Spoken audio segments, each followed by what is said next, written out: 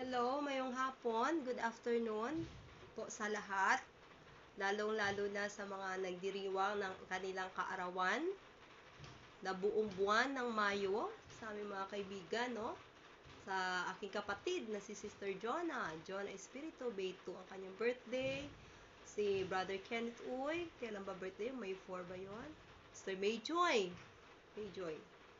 Si Sister Ma'am Joy Uy, May Joy Uy, Brother Ramil or Doc Ramil Uy, birthday niya. Sister Selfa Matulak, happy birthday din sa the month of May. At sa araw na ito ay birthday ni Nanay Feli Ligario. Happy birthday, Nanay Feli. At ganun din sa aking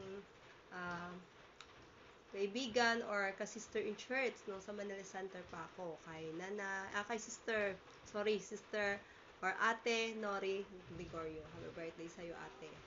At sa lahat-lahat ng mga nagse-celebrate sa buwan ng May, hindi ko matandaan pero happy birthday po sa inyong lahat.